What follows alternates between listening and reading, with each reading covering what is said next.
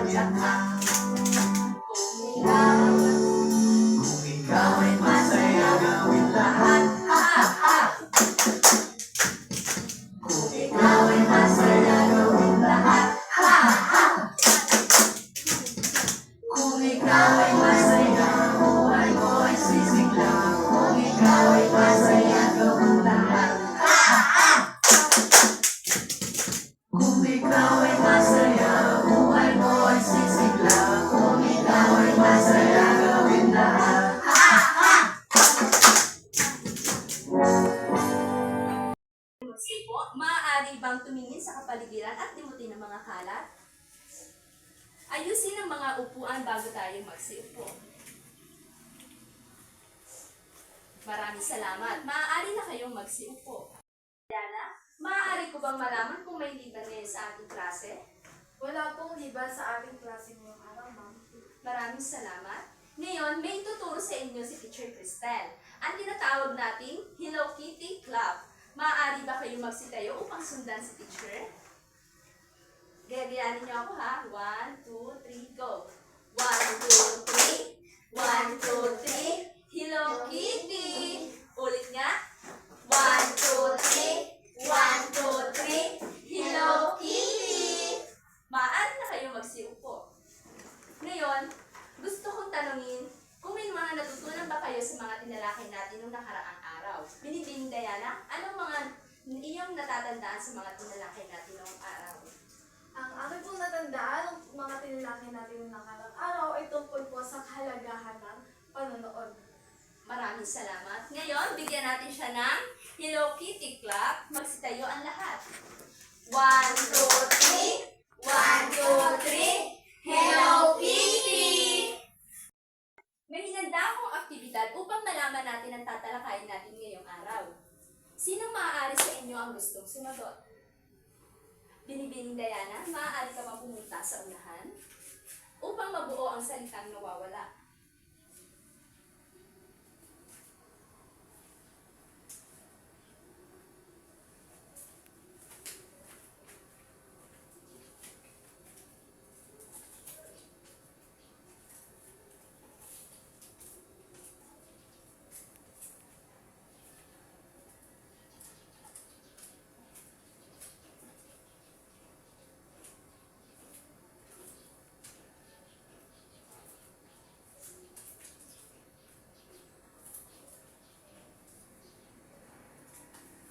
Maraming salamat. Ngayon, mensahe ng salitang iyong nabuo? Iba't ibang uri ng panonood. Tama, iba't ibang uri ng panonood. Ang sumunod naman ay, maaaring bang sinong gustong sumagot sa inyo? Miss Camille, maaari ka bang pumunta sa unahan?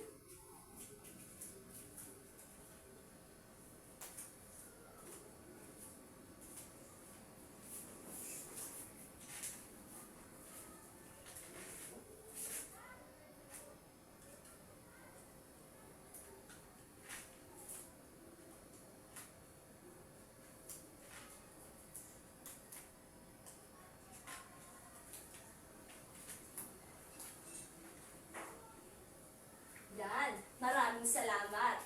Maaaring bang masahin, Miss Diana, ang ating salitang nabuo? Uri ng manonood. Ngayon, bigyan natin ng Hello Kitty clap ang inyong mga sarili. Maaari ba kayong magsitayo? 1, 2, 3, go! 1, 2, 3. 1, 2, 3. Hello Kitty!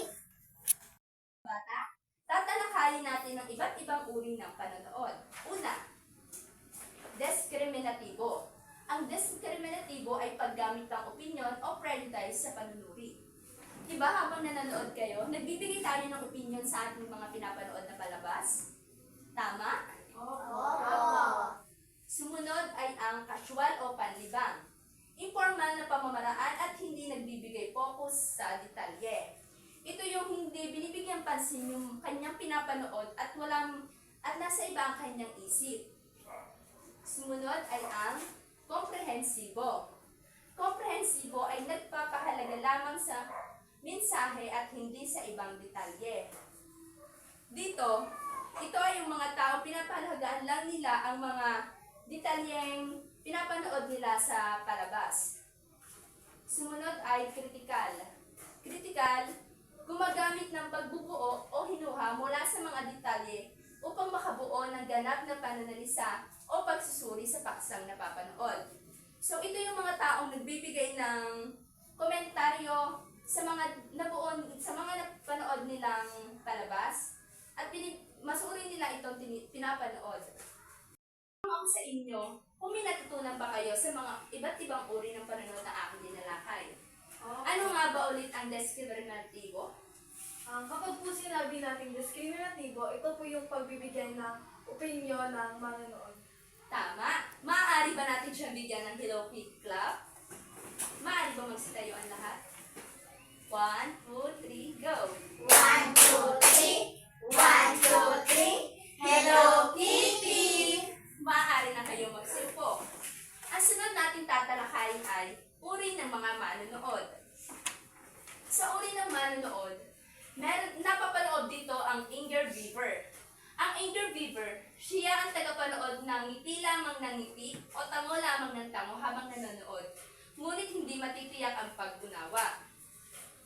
Sa eager viewer, ito yung akala mo, alam niya yung pinapanood niyang palabas dahil tango lamang siya ng tango. Di ba minsan ganito tayo? Natango tayo sa palabas na ating pinapanood.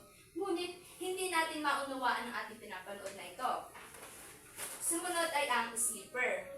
Siya ang tipo ng tagapanood na nauupo lamang sa isang tahimik na sulok ng silid na wala man lamang tunay na intensyong manood. Di ba ganito tayo minsan? Habang nanonood tayo, inaantok tayo. Tama ba mga bata? Opo. Sumunod ay ang tiger. Siya ang tagapanood na laging handang magbigay ng reaksyon sa anumang mangyayari sa palabas upang sa bawat pagkakamali ay parang tigre siyang masusugod. Ito yung klase ng manonood na binibigyan agad ng reaksyon yung kanyang pinapanood na palabas. Hindi man lang niya muna pinapatapos. Halimbawa, gata salita dun sa pinapanood niya is, nasalita din siya o kaya sinasabayan niya yung sinasabi. Kaya, wala man lang siyang iintindihan pagkatapos ng palabas na iyon. Sumunod ay ang bewilder. Siya ang tagapanood na kahit anong pilit ay walang maiintindihan sa nakikita.